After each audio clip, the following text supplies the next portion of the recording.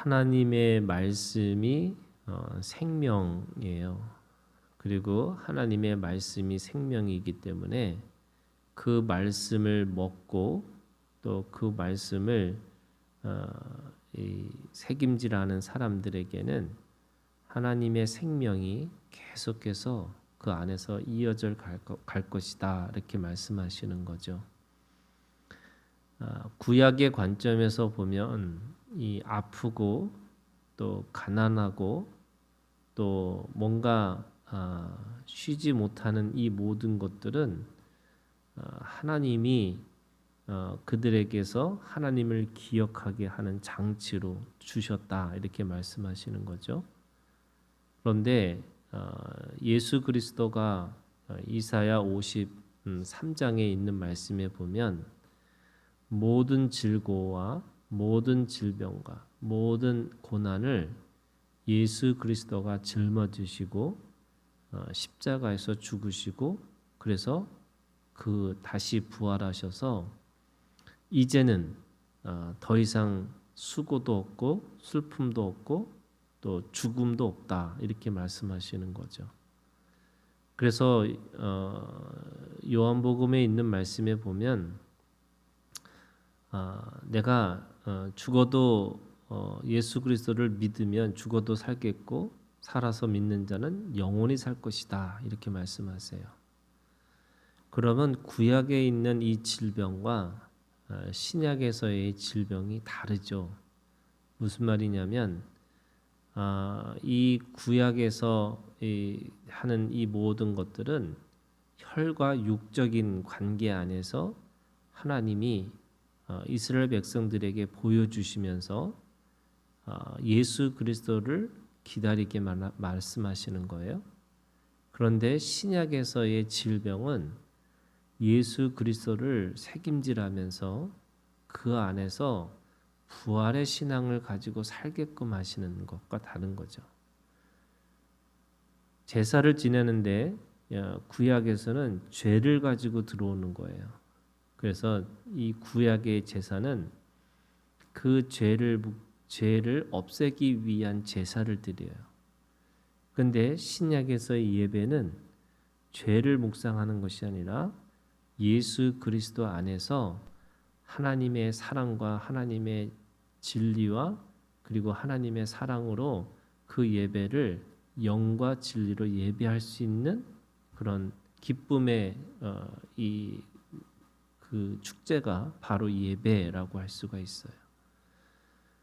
그래서 구약에서의 제사와 신약에서의 예배는 하늘과 땅의 차이가 있는 거죠. 오늘 이 신명기 28장에 네가 만일 이 책에 기록한 이 율법으로 모든 말씀을 지켜 행하지 아니하고 네 하나님 여호와라 하는 영화롭고 두려운 이름을 경외하지 않으면, 다시 말해서 이 모든 하나님 앞에 있지 않으면 그 혈과 육으로서의 그 어떻게 이 재앙 속에 어떻게 하나님이 심판하시는 것들을 실제적으로 경험하게 하신다는 거예요. 그래서 구약에서의 질병은 하나님의 이 심판 또는 하나님의 경고라고 할 수 있는 거죠.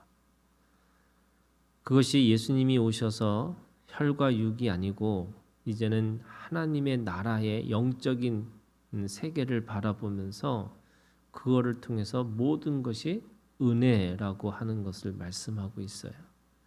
그래서 예수님이 오시면 은혜 위에 은혜였더라라고 하는 것처럼 그 모든 것에 가지고 있는 이 모든 질병과 모든 아픔이라고 할지라도 신약에서는 그것이 하나님을 기억하고 하나님의 사랑을 드러내는 축복의 통로라고 할 수 있는 거죠.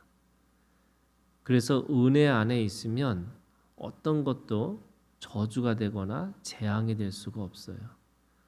어떤 것도 하나님의 은혜를 경험할 수 없는, 다시 말해서 아무리 망해도 그것이 하나님 앞에 덤이고 은혜라고 할 수 있는 게 신약의 믿음이에요.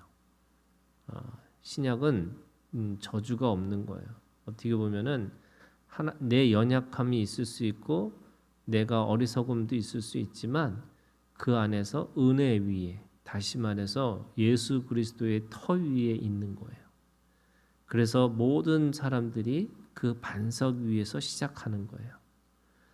그런데 구약은 그 반석 위에서 시작하는 것이 아니라 그 반석을 기억하게 하는 모든 것들이 오실 예수, 오실 메시아를 대망하는 믿음을 가지고 살게끔 하시는 거죠.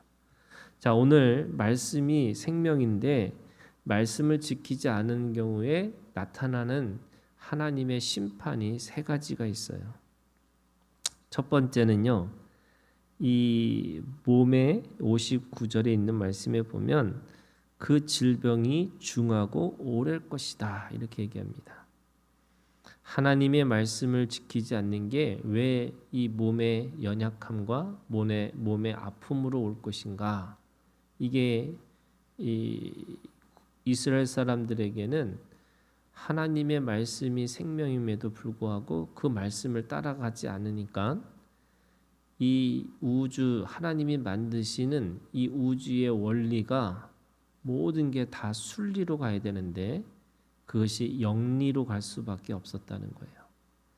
영리라는 게 뭐냐면 하나님이 만드신 이 자연의 이치, 그 자연을 하나님께서 순리대로 움직이게 만드셨는데도 불구하고 말씀을 따라가지 않으니까 그 순리가 영리가 되고 그 영리가 순리인 것처럼 행세를 하는 거죠.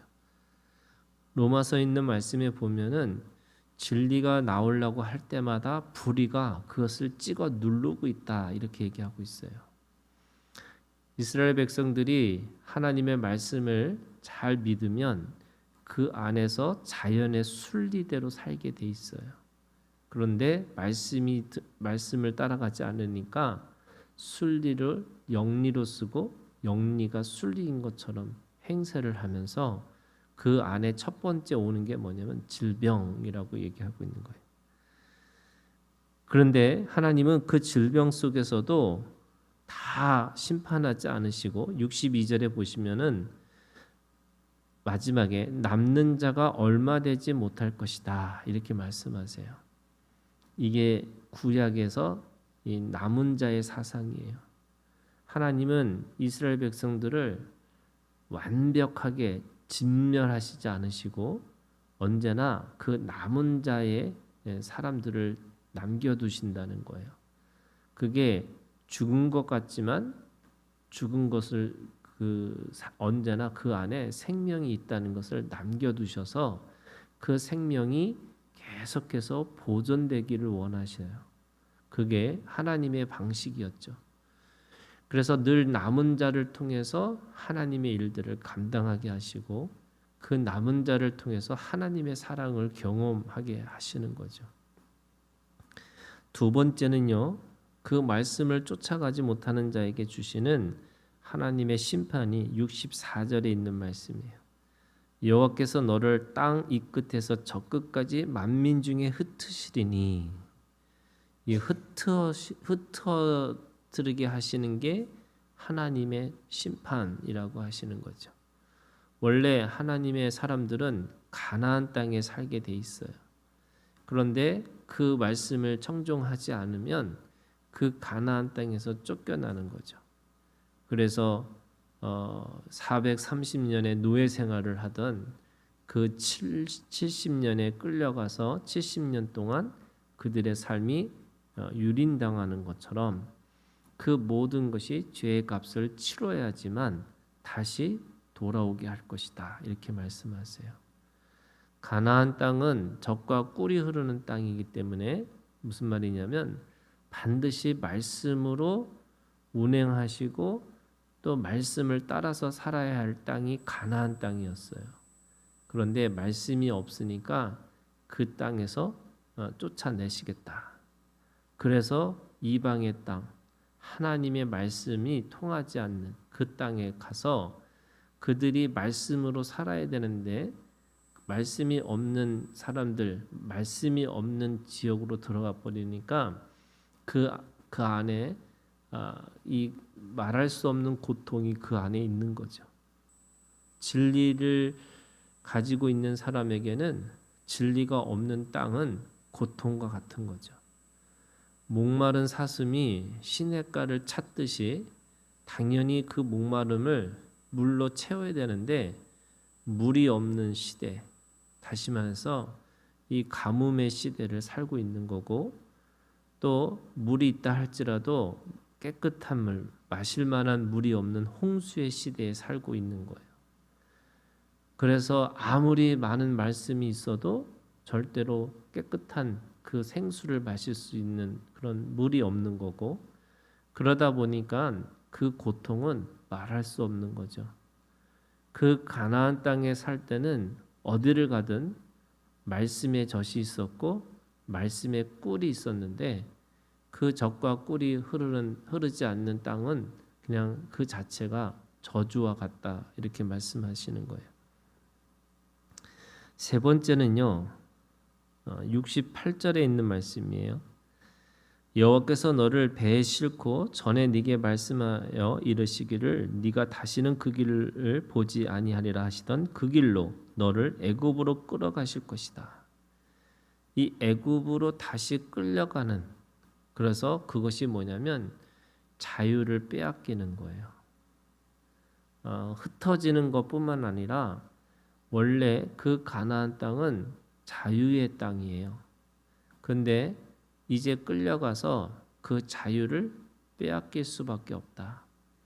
이 자유를 뺏긴다는 게 뭐냐? 사실은 그 자유를 뺏긴다는 것이 65절에 그 여러 민족 중에서 네가 평안함을 얻지 못하며, 이렇게 돼 있어요.